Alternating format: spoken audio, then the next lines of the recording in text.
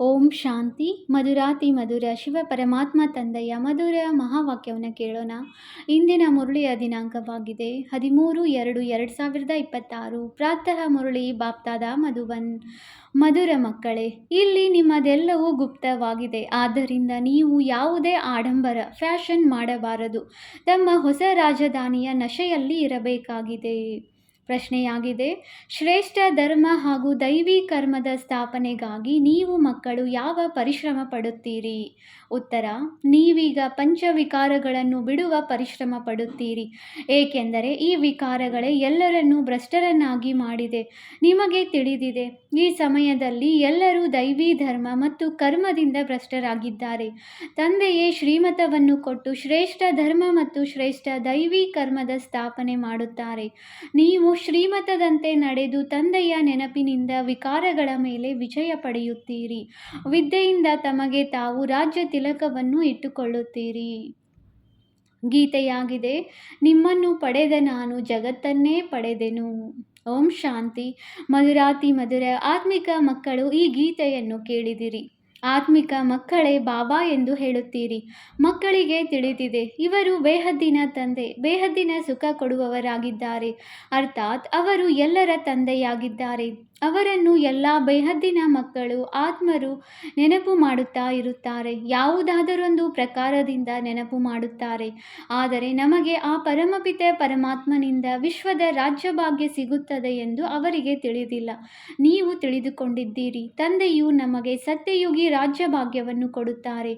ಅದು ಅಟಲ, ಅಖಂಡ, ಅಡೋಲವಾಗಿದೆ. ಆ ನಮ್ಮ ರಾಜಧಾನಿಯು 21 ಜನ್ಮಗಳವರೆಗೆ ಸ್ಥಿರವಾಗಿರುತ್ತದೆ. ಇಡೀ ವಿಶ್ವದಲ್ಲಿ ನಮ್ಮ ರಾಜ್ಯವಿರುತ್ತದೆ. ಅದನ್ನು ಯಾರೂ ಕಸಿದುಕೊಳ್ಳಲು ಸಾಧ್ಯವಿಲ್ಲ, ಲೂಟಿ ಮಾಡಲು ಸಾಧ್ಯವಿಲ್ಲ. ನಮ್ಮ ರಾಜ್ಯವು ಅಡೋಲವಾಗಿರುತ್ತದೆ, ಏಕೆಂದರೆ ಅಲ್ಲಿ ಒಂದೇ ಧರ್ಮವಿರುತ್ತದೆ, ದ್ವೈತವಿರುವುದಿಲ್ಲ. ಅದು ಅದ್ವೈತ ರಾಜ್ಯವಾಗಿದೆ. ಮಕ್ಕಳು ಗೀತೆಯನ್ನು ಕೇಳುವಾಗ ತಮ್ಮ ರಾಜಧಾನಿಯ ನಶೆ ಬರಬೇಕು. ಇಂತಹ ಗೀತೆಗಳು ಮನೆಯಲ್ಲಿರಬೇಕು. ನಿಮ್ಮದೆಲ್ಲವೂ ಗುಪ್ತವಾಗಿದೆ ಮತ್ತು ದೊಡ್ಡ ದೊಡ್ಡ ವ್ಯಕ್ತಿಗಳದು ಬಹಳ ಆಡಂಬರವಿರುತ್ತದೆ. ನಿಮಗೆ ಯಾವುದೇ ಆಡಂಬರವಿಲ್ಲ. ನೀವು ನೋಡುತ್ತೀರಿ, ತಂದೆಯು ಯಾರಲ್ಲಿ ಪ್ರವೇಶ ಮಾಡಿದ್ದಾರೆಯೋ ಅವರು ಸಹ ಎಷ್ಟು ಸಾಧಾರಣವಾಗಿರುತ್ತಾರೆ.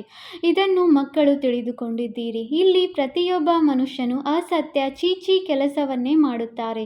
ಆದ್ದರಿಂದ ಬುದ್ಧಿಹೀನರೆಂದು ಹೇಳಲಾಗುತ್ತದೆ. ಬುದ್ಧಿಗೆ ಬೀಗವು ಹಾಕಲ್ಪಟ್ಟಿದೆ. ನೀವು ಎಷ್ಟು ಬುದ್ಧಿವಂತರಾಗಿದ್ದೀರಿ, ವಿಶ್ವದ ಮಾಲೀಕರಾಗಿದ್ದೀರಿ. ಈಗ ಮಾಯೆಯು ಇಷ್ಟು ಬುದ್ಧಿಹೀನರನ್ನಾಗಿ ಮಾಡಿದೆ. ನೀವು ಯಾವುದೇ ಕೆಲಸಕ್ಕೆ ಬರುವುದಿಲ್ಲ. ತಂದೆಯ ಬಳಿ ಹೋಗುವುದಕ್ಕಾಗಿ ಯಜ್ಞ, ತಪ ಇತ್ಯಾದಿಗಳನ್ನು ಬಹಳ ಮಾಡುತ್ತಿರುತ್ತಾರೆ, ಆದರೆ ಸಿಗುವುದೇನೂ ಇಲ್ಲ. ಕೇವಲ ಹಾಗೆಯೇ ಅಲೆದಾಡುತ್ತಿರುತ್ತಾರೆ. ದಿನ ಪ್ರತಿದಿನ ಅಕಲ್ಯಾಣವೇ ಆಗುತ್ತಾ ಹೋಗುತ್ತದೆ. ಎಷ್ಟೆಷ್ಟು ಮನುಷ್ಯರು ತಮೋ ಪ್ರಧಾನರಾಗಿ ಬಿಡುವರೋ ಅಷ್ಟಷ್ಟು ಅಕಲ್ಯಾಣವಾಗಲೇಬೇಕಾಗಿದೆ. ಋಷಿಮುನಿ ಯಾರ ಗಾಯನವಿದೆಯೋ ಅವರು ಪವಿತ್ರರಾಗಿದ್ದರು. ಅವರು ಸಹ ಪರಮಾತ್ಮನ ಬಗ್ಗೆ ನಮಗೂ ಗೊತ್ತಿಲ್ಲವೆಂದು ಹೇಳುತ್ತಿದ್ದರು. ಈಗ ತಮೋ ಪ್ರಧಾನರಾಗಿ ಬಿಟ್ಟಿರುವುದರಿಂದ ಶಿವೋಹಂ ತತತ್ವಂ, ಅರ್ಥಾತ್ ನಾನೇ ಶಿವ, ಪರಮಾತ್ಮನು ಸರ್ವವ್ಯಾಪಿಯಾಗಿದ್ದಾರೆ, ನನ್ನಲ್ಲಿ ನಿಮ್ಮಲ್ಲಿ ಎಲ್ಲರಲ್ಲಿದ್ದಾರೆ ಎಂದು ಹೇಳಿಬಿಡುತ್ತಾರೆ. ಅವರು ಕೇವಲ ಪರಮಾತ್ಮ ಎಂದು ಹೇಳಿಬಿಡುತ್ತಾರೆ, ಎಂದೂ ಪರಮಪಿತನೆಂದು ಹೇಳುವುದಿಲ್ಲ. ಪರಮಪಿತನಿಗೆ ಸರ್ವವ್ಯಾಪಿ ಎಂದು ಹೇಳುವುದು ತಪ್ಪಾಗಿ ಬಿಡುತ್ತದೆ. ಆದ್ದರಿಂದ ಈಶ್ವರ ಅಥವಾ ಪರಮಾತ್ಮ ಎಂದು ಹೇಳಿಬಿಡುತ್ತಾರೆ. ಪಿತಾ ಎಂಬ ಶಬ್ದವು ಬುದ್ಧಿಯಲ್ಲಿ ಬರುವುದಿಲ್ಲ. ಬಲೆ, ಕೆಲವರು ಹೇಳುತ್ತಾರೆ, ಆದರೆ ನಾಮ ಮಾತ್ರ. ಒಂದು ವೇಳೆ ಪರಮಪಿತನೆಂದು ತಿಳಿದಿದ್ದೆಯಾದರೆ ಬುದ್ಧಿಯು ಒಮ್ಮೆಲೆ ಜಾಗೃತವಾಗುವುದು. ತಂದೆಯು ಸ್ವರ್ಗದ ಆಸ್ತಿಯನ್ನು ಕೊಡುತ್ತಾರೆ. ಅವರು ಸ್ವರ್ಗದ ರಚಯಿತನಾಗಿದ್ದಾರೆ ಅಂದ ಮೇಲೆ ನಾವು ನರಕದಲ್ಲೇಕೆ ಬಿದ್ದಿದ್ದೇವೆ? ನಾವೀಗ ಮುಕ್ತಿ, ಜೀವನ್ಮುಕ್ತಿಯನ್ನು ಹೇಗೆ ಪಡೆಯಬಹುದು ಎಂಬುದು ಯಾರ ಬುದ್ಧಿಯಲ್ಲಿಯೂ ಬರುವುದಿಲ್ಲ. ಆತ್ಮವು ಪತಿತವಾಗಿ ಬಿಟ್ಟಿದೆ. ಮೊದಲು ಆತ್ಮವು ಸತೋ ಪ್ರಧಾನ ಬುದ್ಧಿವಂತನಾಗಿರುತ್ತದೆ. ನಂತರ ಸತೋ, ರಜೋ, ತಮೋದಲ್ಲಿ ಬರುತ್ತದೆ. ಬುದ್ಧಿಹೀನವಾಗಿ ಬಿಡುತ್ತದೆ. ಈಗ ನಿಮಗೆ ತಿಳುವಳಿಕೆ ಬಂದಿದೆ. ತಂದೆಯು ನಮಗೆ ಈ ಸ್ಮೃತಿಯನ್ನು ತರಿಸಿದ್ದಾರೆ. ಯಾವಾಗ ಹೊಸ ಪ್ರಪಂಚ ಭಾರತವಾಗಿತ್ತೋ ಆಗ ನಮ್ಮ ರಾಜ್ಯವಿತ್ತು. ಒಂದೇ ಮತ, ಒಂದೇ ಭಾಷೆ, ಒಂದೇ ಧರ್ಮ, ಒಬ್ಬರೇ ಮಹಾರಾಜ ಮಹಾರಾಣಿಯ ರಾಜ್ಯವಿತ್ತು. ನಂತರ ದ್ವಾಪರದಲ್ಲಿ ವಾಮ ಮಾರ್ಗವು ಆರಂಭವಾಗುತ್ತದೆ. ನಂತರ ಪ್ರತಿಯೊಬ್ಬರ ಕರ್ಮಗಳ ಮೇಲೆ ಅವಲಂಬಿತವಾಗಿದೆ. ಕರ್ಮಗಳ ಅನುಸಾರ ಒಂದು ಶರೀರವನ್ನು ಬಿಟ್ಟು ಇನ್ನೊಂದನ್ನು ತೆಗೆದುಕೊಳ್ಳುತ್ತಾರೆ. ಈಗ ತಂದೆಯು ತಿಳಿಸುತ್ತಾರೆ, ನಾನು ನಿಮಗೆ ಇಂತಹ ಕರ್ಮವನ್ನು ಕಲಿಸುತ್ತೇನೆ, ಅದರಿಂದ ನೀವು 21 ಜನ್ಮಗಳು ರಾಜ್ಯಭಾಗ್ಯವನ್ನು ಪಡೆಯುತ್ತೀರಿ. ಬಲೆ, ಅಲ್ಲಿಯೂ ಲೌಕಿಕ ತಂದೆಯು ಸಿಗುತ್ತಾರೆ, ಆದರೆ ಅಲ್ಲಿ ಈ ರಾಜಧಾನಿಯ ಆಸ್ತಿಯು ಬೇಹದ್ದಿನ ತಂದೆಯಿಂದ ಸಿಕ್ಕಿದೆ ಎಂಬ ಜ್ಞಾನವೂ ಇರುವುದಿಲ್ಲ. ಮತ್ತೆ ದ್ವಾಪರದಿಂದ ರಾವಣ ರಾಜ್ಯವು ಆರಂಭವಾಗುತ್ತದೆ, ವಿಕಾರಿ ಸಂಬಂಧವಾಗಿ ಬಿಡುತ್ತದೆ. ಆಗಿನಿಂದ ಕರ್ಮಗಳನುಸಾರ ಜನ್ಮ ಸಿಗುತ್ತದೆ. ಭಾರತದಲ್ಲಿ ಪೂಜ್ಯ ರಾಜರೂ ಇದ್ದರು ಮತ್ತು ಪೂಜಾರಿ ರಾಜರೂ ಇದ್ದಾರೆ. ಸತ್ಯ ತ್ರೇತಾಯುಗದಲ್ಲಿ ಎಲ್ಲರೂ ಪೂಜ್ಯರಿರುತ್ತಾರೆ. ಅಲ್ಲಿ ಪೂಜೆ ಅಥವಾ ಭಕ್ತಿ ಯಾವುದೂ ಇರುವುದಿಲ್ಲ. ನಂತರ ದ್ವಾಪರದಲ್ಲಿ ಭಕ್ತಿ ಮಾರ್ಗವು ಆರಂಭವಾಗುತ್ತದೆ. ಆಗ ಯಥಾ ರಾಜ ರಾಣಿ ತಥಾ ಪ್ರಜಾ, ಎಲ್ಲರೂ ಪೂಜಾರಿ ಭಕ್ತರಾಗಿ ಬಿಡುತ್ತಾರೆ. ದೊಡ್ಡವರಿಗಿಂತಲೂ ದೊಡ್ಡ ರಾಜರು ಯಾರು ಸೂರ್ಯವಂಶಿ ರಾಜರಾಗಿದ್ದರೋ ಅವರೇ ಪೂಜಾರಿಗಳಾಗಿ ಬಿಡುತ್ತಾರೆ. ನೀವೀಗ ನಿರ್ವಿಕಾರಿಗಳು ಆಗುತ್ತೀರಿ. ಅದರ ಪ್ರಾರಬ್ಧವು 21 ಜನ್ಮಗಳವರೆಗೆ ಸಿಗುತ್ತದೆ. ನಂತರ ಭಕ್ತಿ ಮಾರ್ಗವು ಆರಂಭವಾಗುತ್ತದೆ. ದೇವತೆಗಳ ಮಂದಿರಗಳನ್ನು ಕಟ್ಟಿಸಿ ಪೂಜೆ ಮಾಡುತ್ತಿರುತ್ತಾರೆ. ಇದು ಕೇವಲ ಭಾರತದಲ್ಲಿಯೇ ನಡೆಯುತ್ತದೆ. 84 ಜನ್ಮಗಳ ಯಾವ ಕಥೆಯನ್ನು ತಂದೆಯು ತಿಳಿಸುತ್ತಾರೆಯೋ ಇದು ಭಾರತ ವಾಸಿಗಳಿಗಾಗಿಯೇ ಇದೆ. ಅನ್ಯ ಧರ್ಮದವರಂತೂ ಕೊನೆಯಲ್ಲಿ ಬರುತ್ತಾರೆ. ವೃದ್ಧಿಯಾಗುತ್ತಾ ಆಗುತ್ತಾ ಹೆಚ್ಚು ಜನಸಂಖ್ಯೆಯಾಗಿ ಬಿಡುತ್ತದೆ. ವಿಭಿನ್ನ ಧರ್ಮದವರ ಮುಖ ಲಕ್ಷಣಗಳು ಪ್ರತಿಯೊಂದು ಮಾತಿನಲ್ಲಿ ಭಿನ್ನ ಭಿನ್ನವಾಗಿ ಬಿಡುತ್ತದೆ. ರೀತಿ ನೀತಿಗಳು ಭಿನ್ನವಾಗಿರುತ್ತವೆ. ಭಕ್ತಿ ಮಾರ್ಗಕ್ಕಾಗಿ ಸಾಮಗ್ರಿಯೂ ಬೇಕು. ಹೇಗೆ ಬೀಜವು ಚಿಕ್ಕದಾಗಿರುತ್ತದೆ, ವೃಕ್ಷವು ಎಷ್ಟು ದೊಡ್ಡದಾಗುತ್ತದೆ. ವೃಕ್ಷದ ಎಲೆಗಳನ್ನು ಎಣಿಕೆ ಮಾಡಲು ಸಾಧ್ಯವಿಲ್ಲ. ಹಾಗೆಯೇ ಭಕ್ತಿಯದು ವಿಸ್ತಾರವಾಗಿ ಬಿಡುತ್ತದೆ. ಅನೇಕ ಶಾಸ್ತ್ರಗಳನ್ನು ರಚಿಸುತ್ತಾ ಹೋಗುತ್ತಾರೆ. ಈಗ ತಂದೆಯು ಮಕ್ಕಳಿಗೆ ತಿಳಿಸುತ್ತಾರೆ, ಈ ಭಕ್ತಿ ಮಾರ್ಗದ ಸಾಮಗ್ರಿ ಎಲ್ಲವೂ ಸಮಾಪ್ತಿಯಾಗಿ ಬಿಡುತ್ತದೆ. ನೀವೀಗ ತಂದೆಯಾದ ನನ್ನನ್ನು ನೆನಪು ಮಾಡಿ. ಭಕ್ತಿಯ ಪ್ರಭಾವವು ಬಹಳ ಇದೆಯಲ್ಲವೇ? ಎಷ್ಟೊಂದು ಸೌಂದರ್ಯ, ನೃತ್ಯ, ತಮಾಷೆ, ಗಾಯನ ಇತ್ಯಾದಿಗಳಿಗಾಗಿ ಎಷ್ಟೊಂದು ಖರ್ಚು ಮಾಡುತ್ತಾರೆ. ಈಗ ತಂದೆಯು ತಿಳಿಸುತ್ತಾರೆ, ನನ್ನನ್ನು ಮತ್ತು ಆಸ್ತಿಯನ್ನು ನೆನಪು ಮಾಡಿ. ತಮ್ಮ ಆದಿ ಸನಾತನ ಧರ್ಮವನ್ನು ನೆನಪು ಮಾಡಿ. ಅನೇಕ ಪ್ರಕಾರದ ಭಕ್ತಿಯನ್ನು ನೀವು ಜನ್ಮ ಜನ್ಮಾಂತರದಿಂದಲೂ ಮಾಡುತ್ತಾ ಬಂದಿದ್ದೀರಿ. ಸನ್ಯಾಸಿಗಳು ಸಹ ಆತ್ಮಗಳಿರುವ ಸ್ಥಾನ ತತ್ವವನ್ನೇ ಪರಮಾತ್ಮನೆಂದು ತಿಳಿಯುತ್ತಾರೆ. ಬ್ರಹ್ಮ ತತ್ವವನ್ನೇ ನೆನಪು ಮಾಡುತ್ತಾರೆ. ವಾಸ್ತವದಲ್ಲಿ ಸನ್ಯಾಸಿಗಳು ಸತೋಪ್ರಧಾನರಾಗಿ ಇದ್ದಿದ್ದೆಯಾದರೆ ಅವರು ಹೋಗಿ ಕಾಡಿನಲ್ಲಿ ಶಾಂತಿಯಲ್ಲಿರಬೇಕಾಗಿದೆ. ಅವರು ಬ್ರಹ್ಮನಲ್ಲಿ ಹೋಗಿ ಲೀನವಾಗಬೇಕೆಂದಲ್ಲ. ಬ್ರಹ್ಮ ತತ್ವದ ನೆನಪಿನಲ್ಲಿರುವುದರಿಂದ ಶರೀರ ಬಿಟ್ಟಾಗ ಬ್ರಹ್ಮ ತತ್ವದಲ್ಲಿಯೇ ಲೀನವಾಗಿ ಬಿಡುತ್ತೇವೆ ಎಂದು ಅವರು ತಿಳಿಯುತ್ತಾರೆ. ಆದರೆ ತಂದೆಯು ತಿಳಿಸುತ್ತಾರೆ, ಯಾರೂ ಲೀನವಾಗಲು ಸಾಧ್ಯವಿಲ್ಲ. ಆತ್ಮವು ಅವಿನಾಶಿಯಲ್ಲವೇ? ಅಂದ ಮೇಲೆ ಅದು ಹೇಗೆ ಲೀನವಾಗುತ್ತದೆ? ಭಕ್ತಿ ಮಾರ್ಗದಲ್ಲಿ ಎಷ್ಟೊಂದು ತಲೆ ಕೆಡಿಸುತ್ತಾರೆ. ಭಗವಂತನು ಯಾವುದಾದರೂ ರೂಪದಲ್ಲಿ ಬರುವರೆಂದು ಹೇಳುತ್ತಾರೆ. ಈಗ ಯಾವುದು ಸರಿ? ನಾವು ಬ್ರಹ್ಮತತ್ವದೊಂದಿಗೆ ಯೋಗವನ್ನು ಜೋಡಿಸಿ ಬ್ರಹ್ಮ ತತ್ವದಲ್ಲಿ ಲೀನವಾಗುತ್ತೇವೆಂದು ಅವರು ಹೇಳುತ್ತಾರೆ. ಗೃಹಸ್ಥ ಧರ್ಮದವರು ಹೇಳುತ್ತಾರೆ, ಭಗವಂತನು ಯಾವುದಾದರೊಂದು ರೂಪದಲ್ಲಿ ಪತಿತರನ್ನು ಪಾವನ ಮಾಡಲು ಬರುತ್ತಾರೆ. ಮೇಲಿನಿಂದ ಪ್ರೇರಣೆಯ ಮೂಲಕವೇ ಕಲಿಸುತ್ತಾರೆಂದಲ್ಲ. ಶಿಕ್ಷಕರು ಮನೆಯಲ್ಲಿಯೇ ಕುಳಿತು ಪ್ರೇರಣೆ ಕೊಡುವರೆ? ಪ್ರೇರಣೆ ಶಬ್ದವೇ ಇಲ್ಲ. ಪ್ರೇರಣೆಯಿಂದ ಯಾವುದೇ ಕೆಲಸವೂ ಆಗುವುದಿಲ್ಲ. ಬಲೆ, ಶಂಕರನ ಪ್ರೇರಣೆಯ ಮೂಲಕ ವಿನಾಶವೆಂದು ಹೇಳಲಾಗುತ್ತದೆ. ಆದರೆ ಇದು ಡ್ರಾಮಾದಲ್ಲಿ ನಿಗದಿಯಾಗಿದೆ. ಅವರಂತೂ ಈ ಅಣ್ವಸ್ತ್ರ ಇತ್ಯಾದಿಗಳನ್ನು ತಯಾರಿಸಲೇಬೇಕಾಗಿದೆ. ಇದು ಕೇವಲ ಮಹಿಮೆಯನ್ನು ಹಾಡಲಾಗುತ್ತದೆ. ಯಾರೂ ಸಹ ತಮ್ಮ ಹಿರಿಯರ ಮಹಿಮೆಯನ್ನು ಅರಿತುಕೊಂಡಿಲ್ಲ. ಧರ್ಮ ಸ್ಥಾಪಕರಿಗೂ ಸಹ ಗುರುವೆಂದು ಹೇಳಿಬಿಡುತ್ತಾರೆ. ಆದರೆ ಅವರು ಕೇವಲ ಧರ್ಮ ಸ್ಥಾಪನೆ ಮಾಡುತ್ತಾರೆ. ಯಾರು ಸದ್ಗತಿ ಮಾಡುವರೋ ಅವರಿಗೆ ಗುರುವೆಂದು ಹೇಳಲಾಗುತ್ತದೆ. ಧರ್ಮ ಸ್ಥಾಪಕರಂತೂ ಕೇವಲ ಧರ್ಮ ಸ್ಥಾಪನೆ ಮಾಡಲು ಬರುತ್ತಾರೆ. ಅವರ ಹಿಂದೆ ಅವರ ವಂಶಾವಳಿಯು ಬರಲಾರಂಭಿಸುತ್ತದೆ. ಆದರೆ ಅವರು ಯಾರದೇ ಸದ್ಗತಿ ಮಾಡುವುದಿಲ್ಲ. ಅಂದ ಮೇಲೆ ಅವರಿಗೆ ಗುರುವೆಂದು ಹೇಗೆ ಹೇಳುತ್ತೀರಿ? ಸತ್ಯವಾದ ಗುರು ಒಬ್ಬರೇ ಆಗಿದ್ದಾರೆ. ಅವರಿಗೆ ಸರ್ವರ ಸದ್ಗತಿದಾತ ಎಂದು ಹೇಳಲಾಗುತ್ತದೆ. ಭಗವಂತ ತಂದೆಯೇ ಬಂದು ಎಲ್ಲರ ಸದ್ಗತಿ ಮಾಡುತ್ತಾರೆ. ಮುಕ್ತಿ, ಜೀವನ್ಮುಕ್ತಿಯನ್ನು ಕೊಡುತ್ತಾರೆ. ಅವರ ನೆನಪು ಎಂದೂ ಯಾರಿಂದಲೂ ಬಿಡಿಸಲು ಸಾಧ್ಯವಿಲ್ಲ. ಬಲೆ, ಪತಿಯೊಂದಿಗೆ ಎಷ್ಟೇ ಪ್ರೀತಿ ಇದ್ದರೂ ಸಹ ಹೇ ಭಗವಂತ, ಹೇ ಈಶ್ವರ ಎಂದು ಖಂಡಿತವಾಗಿ ಹೇಳುತ್ತಾರೆ. ಏಕೆಂದರೆ ಅವರೇ ಸರ್ವರ ಸದ್ಗತಿದಾತನಾಗಿದ್ದಾರೆ. ತಂದೆಯು ಕುಳಿತು ತಿಳಿಸುತ್ತಾರೆ, ಇದೆಲ್ಲವೂ ರಚನೆಯಾಗಿದೆ. ರಚಯಿತ ತಂದೆಯು ನಾನಾಗಿದ್ದೇನೆ. ಎಲ್ಲರಿಗೆ ಸುಖ ಕೊಡುವವರು ಒಬ್ಬರೇ ತಂದೆಯಾದರು. ಸಹೋದರರು ಸಹೋದರನಿಗೆ ಆಸ್ತಿ ಕೊಡಲು ಸಾಧ್ಯವಿಲ್ಲ. ಯಾವಾಗಲೂ ಆಸ್ತಿಯು ತಂದೆಯಿಂದಲೇ ಸಿಗುತ್ತದೆ. ನೀವೆಲ್ಲ ಬೇಹದ್ದಿನ ಮಕ್ಕಳಿಗೆ ಬೇಹದ್ದಿನ ಆಸ್ತಿಯನ್ನು ಕೊಡುತ್ತೇನೆ. ಆದ್ದರಿಂದಲೇ ಹೇ ಪರಮಪಿತ, ಕ್ಷಮೆ ಮಾಡಿ, ದಯೆ ತೋರಿಸಿ ಎಂದು ನನ್ನನ್ನು ನೆನಪು ಮಾಡುತ್ತಾರೆ. ಆದರೆ ತಿಳಿದುಕೊಳ್ಳುವುದೇನೂ ಇಲ್ಲ. ಭಕ್ತಿ ಮಾರ್ಗದಲ್ಲಿ ಅನೇಕ ಪ್ರಕಾರದ ಮಹಿಮೆ ಮಾಡುತ್ತಾರೆ. ಇದು ಸಹ ಡ್ರಾಮಾ ಅನುಸಾರ ತಮ್ಮ ಪಾತ್ರವನ್ನು ಅಭಿನಯಿಸುತ್ತಾರೆ. ತಂದೆಯು ತಿಳಿಸುತ್ತಾರೆ, ನಾನು ಇವರ ಕೂಗಿಗೆ ಬರುವುದಿಲ್ಲ. ನಾನು ಬರುವುದು ಡ್ರಾಮಾದಲ್ಲಿ ನಿಗದಿಯಾಗಿದೆ. ಡ್ರಾಮಾದಲ್ಲಿ ನಾನು ಬರುವ ಪಾತ್ರವು ನಿಶ್ಚಿತವಾಗಿದೆ. ಅನೇಕ ಧರ್ಮಗಳ ವಿನಾಶ, ಒಂದು ಧರ್ಮದ ಸ್ಥಾಪನೆ ಅಥವಾ ಕಲಿಯುಗದ ವಿನಾಶ, ಸತ್ಯಯುಗದ ಸ್ಥಾಪನೆ ಮಾಡಬೇಕಾಗುತ್ತದೆ. ನಾನು ನನ್ನ ಸಮಯದಲ್ಲಿ ನಾನಾಗಿಯೇ ಬರುತ್ತೇನೆ. ಈ ಭಕ್ತಿ ಮಾರ್ಗವು ಡ್ರಾಮಾದಲ್ಲಿ ಪಾತ್ರವಿದೆ. ಈಗ ಭಕ್ತಿ ಮಾರ್ಗದ ಪಾತ್ರವು ಪೂರ್ಣವಾಯಿತು. ಆದ್ದರಿಂದ ನಾನು ಬಂದಿದ್ದೇನೆ. ಮಕ್ಕಳು ಹೇಳುತ್ತೀರಿ, ನಾವೀಗ ಅರಿತುಕೊಂಡೆವು.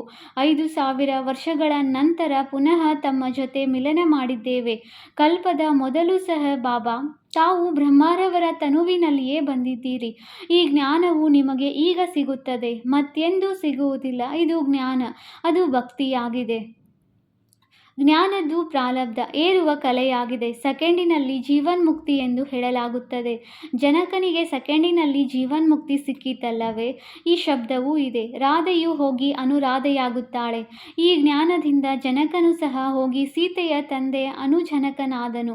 ಇದನ್ನು ಒಂದು ಉದಾಹರಣೆ ನೀಡಿದ್ದಾರೆ, ಆದರೆ ಏನನ್ನೂ ತಿಳಿದುಕೊಂಡಿಲ್ಲ.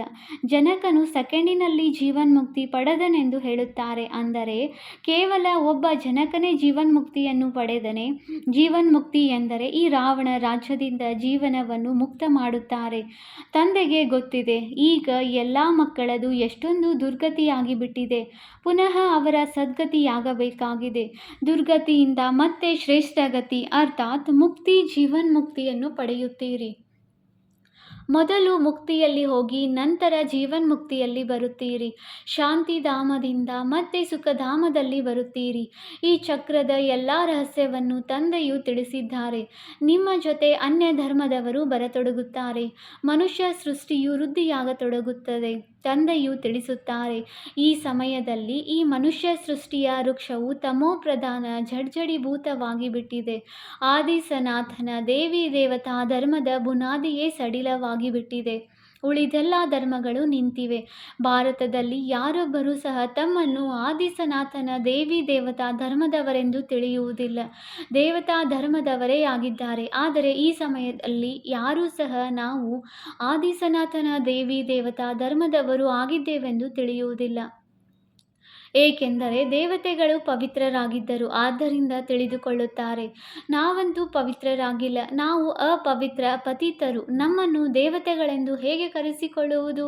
ಹಿಂದೂಗಳೆಂಬುದು ಸಹ ಡ್ರಾಮಾದ ಪ್ಲಾನನುಸಾರ ಪದ್ಧತಿಯಾಗಿ ಬಿಡುತ್ತದೆ. ಜನಗಣತಿಯಲ್ಲಿಯೂ ಹಿಂದೂ ಧರ್ಮವೆಂದು ಬರೆದು ಬಿಡುತ್ತಾರೆ. ಬಲೆ ಗುಜರಾತಿನವರದ್ದು ಸಹ ಹಿಂದೂ ಗುಜರಾತಿ ಎಂದು ಹೇಳಿಬಿಡುತ್ತಾರೆ. ಹಿಂದೂ ಧರ್ಮವು ಎಲ್ಲಿಂದ ಬಂದಿತೆಂದು ಅವರನ್ನು ಕೇಳಿದರೆ ಚೆನ್ನಾಗಿರುತ್ತದೆ. ಯಾರಿಗೂ ಸಹ ಗೊತ್ತಿಲ್ಲ. ಕೇವಲ ನಮ್ಮ ಧರ್ಮವನ್ನು ಕೃಷ್ಣನು ಸ್ಥಾಪನೆ ಮಾಡಿದನೆಂದು ಹೇಳಿಬಿಡುತ್ತಾರೆ. ಯಾವಾಗ? ದ್ವಾಪರದಲ್ಲಿಯೇ ಇವರು ತಮ್ಮ ಧರ್ಮವನ್ನು ಮರೆತು ಹಿಂದೂಗಳೆಂದು ಕರೆಸಿಕೊಳ್ಳಲು ತೊಡಗಿದ್ದಾರೆ. ಆದ್ದರಿಂದ ದೈವಿ ಧರ್ಮ ಭ್ರಷ್ಟರಾಗಿದ್ದರೆಂದು ಹೇಳಲಾಗುತ್ತದೆ. ಅಲ್ಲಿ ಎಲ್ಲರೂ ಒಳ್ಳೆಯ ಕರ್ಮ ಮಾಡುತ್ತಾರೆ, ಇಲ್ಲಿ ಎಲ್ಲರೂ ಚೀಚಿ ಕರ್ಮಗಳನ್ನು ಮಾಡುತ್ತಾರೆ. ಆದ್ದರಿಂದ ದೇವಿ ದೇವತಾ ಧರ್ಮಭ್ರಷ್ಟರು ಕರ್ಮಭ್ರಷ್ಟರೆಂದು ಹೇಳಲಾಗುತ್ತದೆ. ಈಗ ಪುನಃ ಶ್ರೇಷ್ಠ ಧರ್ಮ, ಶ್ರೇಷ್ಠ ದೈವಿ ಕರ್ಮದ ಸ್ಥಾಪನೆಯಾಗುತ್ತಿದೆ. ಆದ್ದರಿಂದ ಈಗ ಈ ಪಂಚವಿಕಾರಗಳನ್ನು ಬಿಡುತ್ತಾ ಹೋಗಿ ಎಂದು ತಂದೆಯು ಹೇಳುತ್ತಾರೆ. ಈ ವಿಕಾರಗಳು ಅರ್ಧಕಲ್ಪದಿಂದಲೂ ಇವೆ. ಇದೊಂದು ಜನ್ಮದಲ್ಲಿ ಇವನ್ನು ಬಿಡುವುದರಲ್ಲಿಯೇ ಪರಿಶ್ರಮವಾಗುತ್ತದೆ. ಪರಿಶ್ರಮವಿಲ್ಲದೆ ವಿಶ್ವದ ರಾಜ್ಯ ಭಾಗ್ಯವು ಸಿಗುವುದಿಲ್ಲ. ತಂದೆಯನ್ನು ನೆನಪು ಮಾಡಿದಾಗಲೇ ನೀವು ತಮಗೆ ರಾಜ್ಯ ತಿಲಕವನ್ನು ಇಟ್ಟುಕೊಳ್ಳುತ್ತೀರಿ, ಅರ್ಥಾತ್ ರಾಜಧಾನಿಗೆ ಅಧಿಕಾರಿಗಳೂ ಆಗುತ್ತೀರಿ.